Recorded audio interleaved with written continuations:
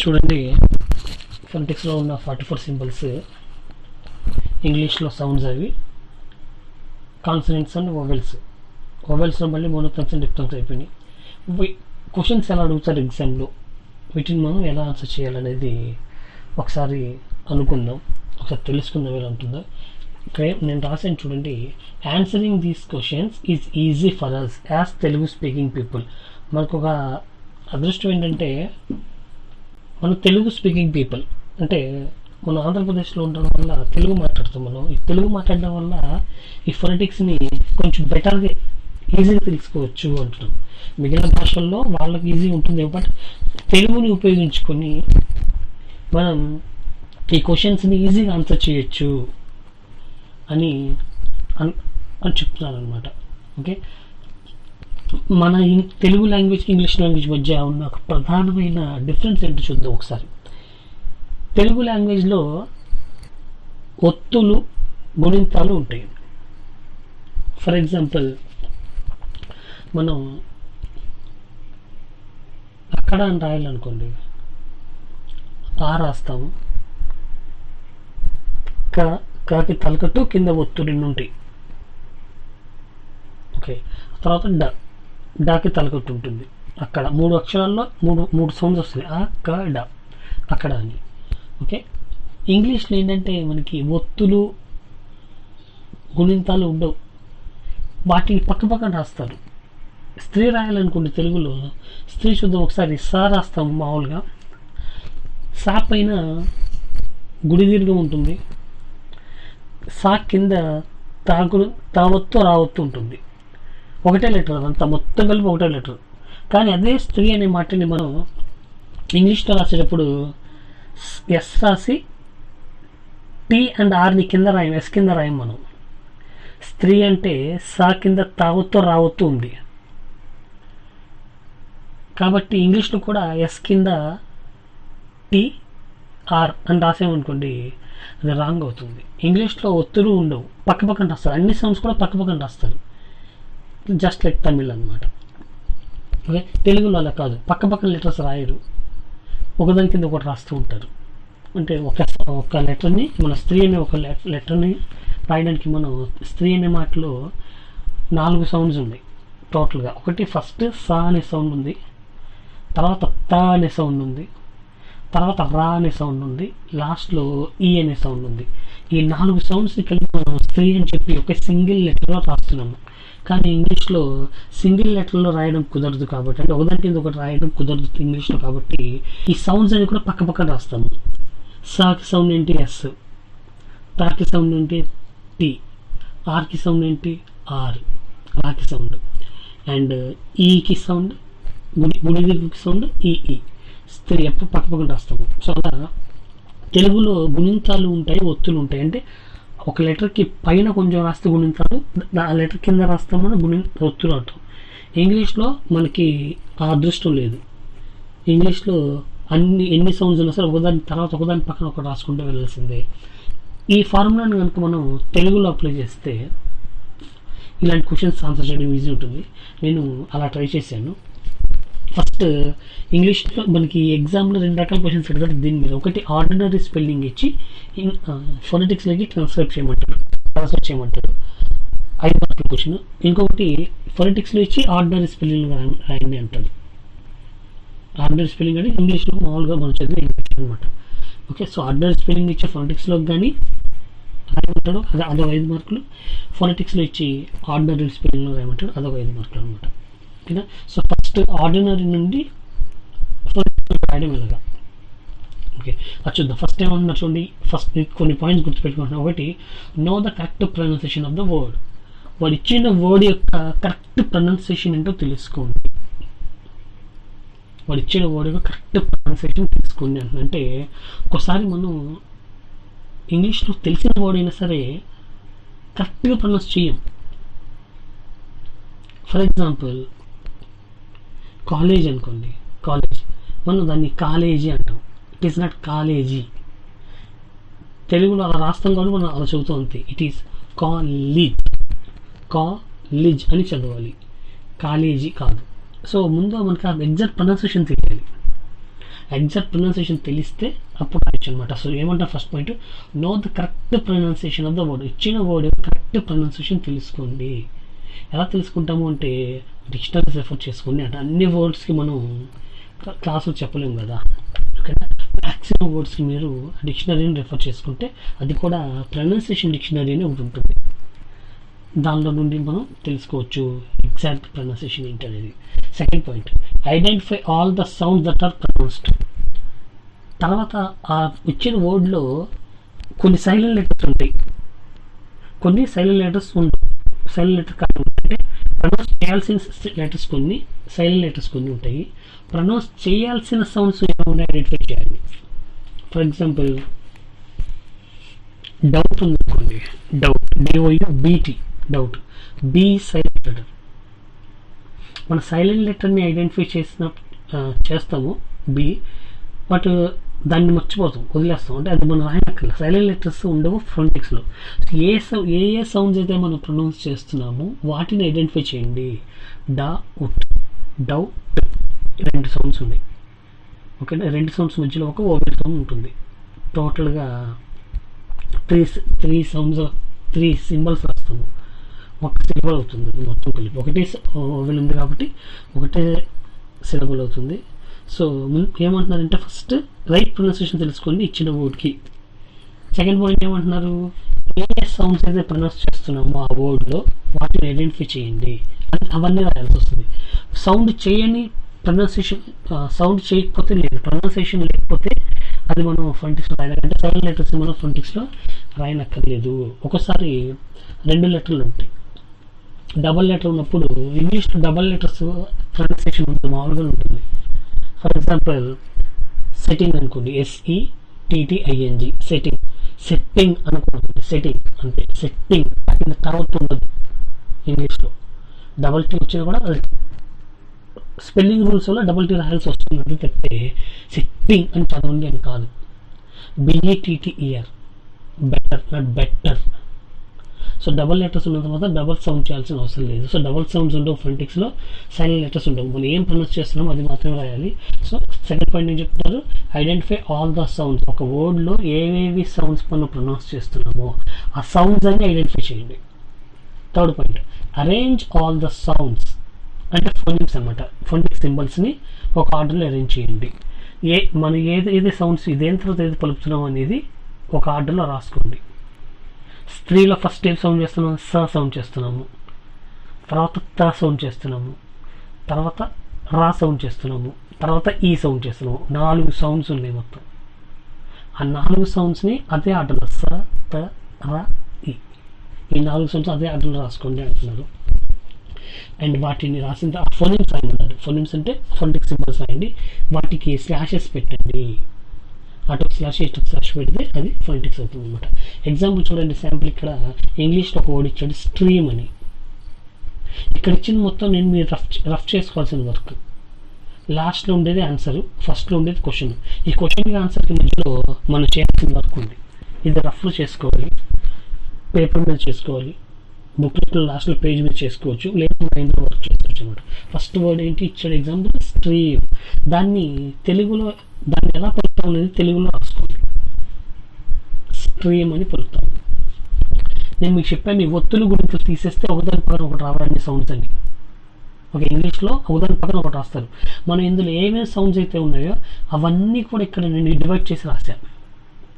First స sound ఉంది, తర్వాత ట సౌండ్ ఉంది, తర్వాత రా సౌండ్ ఉంది, తర్వాత ఈ అనే సౌండ్ ఉంది, లాస్ట్లో మా అనే సౌండ్ ఉంది.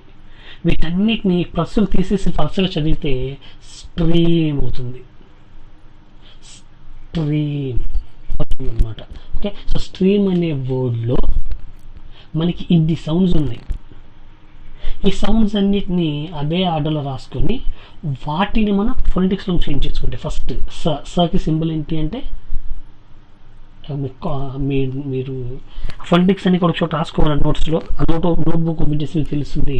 ఆ నోట్బుక్లో స అనేది ఒక కాన్సనెంట్. కాన్సనెంట్లో చూడండి స అనే సౌండ్కి ఏం సింబల్ రాశారో స్మాల్ ఎస్ అని ఉంటుంది, ఆ స్మాల్ ఎస్ రాస్తారు.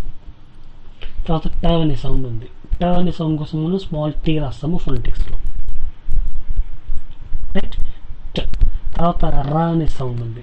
రా అనే సౌండ్ కోసం సేమ్ కాన్సనెంట్లోనే ఉంటుంది. రా అనే సౌండ్ కోసం మనం ఆర్ అనే స్మాల్ లెటర్ రాస్తాము. తర్వాత ఏం సౌండ్ ఉంది, ఈ అనే సౌండ్ ఉంది. ఇది వోవెల్ సౌండ్. ఈ వోవెల్ సౌండ్స్ తీయండి. ఈ అండ్ అని మనం స్మాల్ ఐ 2 డాట్స్ రాస్తాము. అండ్ లాస్ట్ సౌండ్ ఏంటి, కాన్సనెంట్. మా కోసం మనం ఏం రాస్తాము. ఇవి మనం పలుకుతున్న సౌండ్స్. వీటన్నిటిని మనం ఫోనెటిక్స్లో ఇలా రాస్తాము. ఈ సపరేట్ సౌండ్స్ అలా ఉంటాయి. వాటన్నిటిని కలిపేయండి ఇప్పుడు. స్ట్రీమ్. ఓకే, ఇంగ్లీష్లో ఉన్న స్ట్రీమ్ని తెలుగులో రాసుకొని తెలుగులో ఉన్న సౌండ్స్ని ప్లస్లు పెట్టి డివైడ్ చేసాం. ఇప్పుడు దాన్ని మనం ట్రాన్స్లేట్ చేసాము ట్రాన్స్క్రిప్షన్లోకి, ఫోనెటిక్స్లోకి. ఆ ప్లస్ని మళ్ళీ తీసేయండి. అప్పుడు ఇలా అవుతుంది స్ట్రీమ్. దానికి మీరు స్లాషెస్ యాడ్ చేస్తే ఆన్సర్ అవుతుంది, స్ట్రీమ్ అవుతుంది. ఓకే, సో సెకండ్ వన్ చూద్దాం. పబ్లిక్. స్పెల్లింగ్ ఇచ్చాడు అక్కడ ఇంగ్లీష్లో, ఆర్డినరీ స్పెల్లింగ్ పబ్లిక్. తెలుగులో రాస్తే అలా ఉంటుంది, ప బి కింద అలా ఒత్తు క. ఒత్తులు అండ్ తలకట్లు దీర్ఘాలు గుణింతాలు ఉండవు కాబట్టి వాటిని డివైడ్ చేసాం మనం. ఫస్ట్ పకి ఆ యాడ్ చేస్తే పకి ఆ యాడ్ చేస్తే ప అయింది. అదే రాసాము, పాని డివైడ్ చేసాము, ప ఆ రెండు డివైడ్ చేసాము. నెక్స్ట్ బ ల ఈ 3 యాడ్ చేస్తే బి సౌండ్. లా సౌండ్కి గుడి అన్నారు, గుడి సౌండ్ యాడ్ చేస్తే బ్లీ అయింది, బ్లీ. పకి ఆ ప, బ్లిక్, పబ్లిక్ అయింది. ఓకే, ఈ తెలుగులో ఏదైతే మనం సపరేట్ చేసి రాసామో వీటిని ట్రాన్స్లేట్ చేయండి, అంటే ఫోనెటిక్స్ రాయండి. పా సౌండ్కి పి, ఆ సౌండ్కి ఇన్వర్టెడ్ ఏ, బా సౌండ్కి బి, లా సౌండ్కి ఎల్, ఈ అనే సౌండ్కి క్యాపిటల్ ఐ, అండ్ క అనే సౌండ్కి కే. ఇప్పుడు ఆ ప్లస్లని తీసేయండి. ప్లస్లని తీసేస్తే అలా ఉంటుంది.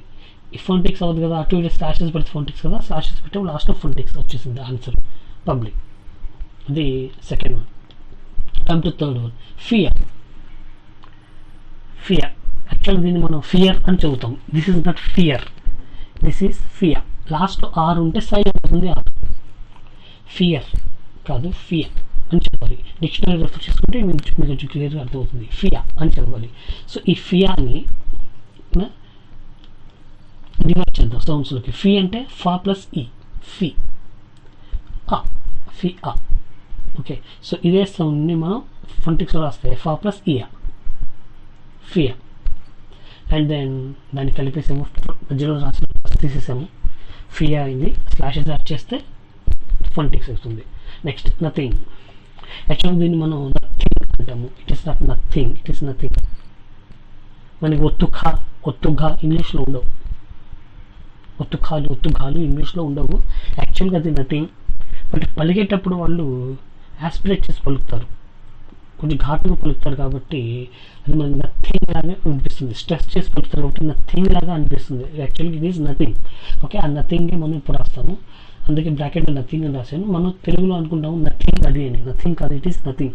ఓకే, సో దాన్ని మనం డివైడ్ చేస్తే ఎన్ ప్లస్ ఆ నా, టు ప్లస్ ఈ తి, ఇంగ్ లాస్ట్లో నా థింగ్, ఇన్ ప్లస్ ఆ నా, ట ప్లస్ ఈ తి, ఇంగ్ నథింగ్. ఈ 5 సౌండ్స్ ఉన్నాయి. 5 సౌండ్స్ని ఫోనెటిక్స్లో తీసుకొచ్చాము. నా N, inverted V, theta, capital I, ing. ఎన్కి సింబల్ ఎన్, అనే సౌండ్కి సింబల్ ఎన్, ఆ అనే సౌండ్కి సింబల్ ఇన్వర్టెడ్ ఏ, త అనే సౌండ్కి సింబల్ తీటా, ఈ అనే సౌండ్కి symbol capital I, and ing symbol ఇక్కడ రాసాను ఎన్ ప్లస్ జీ కలిపి వచ్చే సౌండ్ నథింగ్. దీన్ని ఇప్పుడు మనం ఆ ప్లస్ తీసేస్తే నథింగ్, స్లాషెస్ యాడ్ చేస్తే ఆన్సర్ ఇది. నెక్స్ట్ చూడండి, డే. యాక్చువల్గా దీన్ని మనం డే అంటాము. ఇంగ్లీష్లో ఎత్తం లేదు, డే అని ఉంటుంది. ఓకేనా, పైన వచ్చిన లిస్ట్లో చూడండి, ఏత్వానికి కూడా ఇలా రాయొచ్చు అని చెప్పాను. దాన్ని డివైడ్ చేసి యాక్చువల్గా దీని ప్రొనౌన్సియేషన్ డే అన్నది, డే కాదు, డే అని బ్రాకెట్లో రాసింది యాక్చువల్ ప్రొనౌన్సియేషన్ అనమాట, డే. దీన్ని డివైడ్ చేస్తే డే ప్లస్ ఏ, డిప్తాంగ్ ఇది, డి ప్లస్ ఏ అనేది డిప్తాంగ్. సో డికి సింబల్ డి, ఏకి సింబల్ ఈ క్యాపిటల్ ఐ, కలిపేస్తే డిఈ క్యాపిటల్ ఐ, అండ్ వాటికి మనం అటు ఇటు స్లాషెస్ పెడితే ఫోనెటిక్స్ అయింది. ఓకే, ఇవి 5 ఎగ్జాంపుల్సే. ఇంకా కొన్ని ఎగ్జాంపుల్స్ మీరు తర్వాత చేద్దరు కానీ next come to phonetics to ordinary. అంటే ఫోనెటిక్స్ ఇస్తే ఆర్డినరీకి వెళ్ళమర్చాలి. సేమ్ పైన చెప్పిందే రివర్స్లో వెళ్తాము. ఓకే, ఫస్ట్ వాడు ఇచ్చిన క్వశ్చన్ ఏంటి, ఫోనెటిక్స్లో ఇచ్చాడు, అది చూడండి. ఫస్ట్ సింబల్స్ డివైడ్ చేయండి. ఫస్ట్ సింబల్ ఏంటి? T longest. ఫస్ట్ స్లాషెస్ తీసేయండి. ఓకే, స్లాషెస్ తీసేస్తే మిగిలింది ఏంటి? టీ లాంగెస్ట్ ఈ క్యాపిటల్ ఐఎన్. దీన్ని డివైడ్ చేస్తాం. టీ లాంగెస్ట్ కలిపితే ఒక సింబల్ ఉంది మనకి. టీ లాంగెస్ట్ కలిపితే ఒక సింబల్ ఉంది. ఓకేనా? ప్లస్ ఈ క్యాపిటల్ ఈ ఒక సింబల్ ఉంది. ప్లస్ ఎన్ ఒక సింబల్ ఉంది. టోటల్గా 3 సింబల్స్ ఉన్నాయి. ఆ 3 సింబల్స్ దేన్ని ఎలా ప్రొడ్యూస్ చేస్తామనేది లిస్ట్లో చూసాము. సో టీ లాంగెస్ట్ని చ్ అంటాము, ఈ క్యాపిటల్ ఐని ఏ అంటాము, ఎన్ని ఎన్ అంటాము. ఆ మూడింటిని పక్కన పెట్టండి. చైన్, చైన్ అవుతుంది. చాకు ఎత్తు ఇస్తే చే, చా ప్లస్ ఎత్తు చే ఇన్, చైన్. చైన్ అంటే ఇంగ్లీష్లో మనకు తెలుసు, చైన్ అంటే చైన్ అని తెలుసు, CHAIN. దీన్ని మనం తెలుగులో రాసేటప్పుడు చా కింద ఎత్తు ఇస్తే చై అని రాస్తాం. చైన్ కాదు, ఇది చైన్. చైన్ వేరు. చా కింద ఎత్తు ఇస్తే ఏంటి? చైనాలో వస్తుంది చైన్, అది ఆ చై. కానీ మనకు కావాల్సిన చై కాదు, చే, CHAI, చైన్. ఓకే, చైన్ చైనాలో వచ్చే చై వేరు, చైన్లో వచ్చే చై వేరు. ఓకేనా? వీళ్ళు చే ఈ అని రాయాలి. ఇది సెకండ్ వన్ చూడండి. ఫోనెటిక్స్లో ఇచ్చాడు HEL ఇన్వర్టెడ్ EU. దాన్ని మనం స్లాషెస్ తీసేస్తే HEL ఇన్వర్టెడ్ EU. సపరేట్ చేస్తే హెచ్ సపరేటు, ఈ సపరేటు, ఎల్ సపరేటు, EU ఒక సింబల్. వీటికి సౌండ్స్ ఎలా ఉంటాయని పక్కన రాసుకున్నాం మనం టేబుల్లో, అది చూద్దాం. హెచ్కి హ, ఈకి ఏత్వం, హే అయింది. ఎల్కి ల, EU అంటే ఓ, ఓ లేదా ఓత్వం పలుకోవచ్చు. లిస్ట్లో చూడండి. ఓకే, సో ఇప్పుడు వీటిని మనం వరుసగా రాస్తే H plus L hell, hell plus O hello, hello.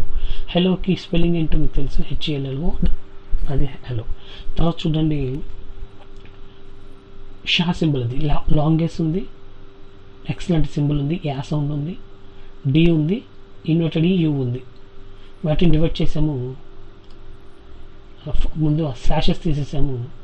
Longest, యా, డి, ఇన్వర్టెడ్ యూ. వాటిని డివైడ్ చేసాము. డివైడ్ చేస్తే మనకు వచ్చేసి ఫస్ట్ షే వచ్చింది.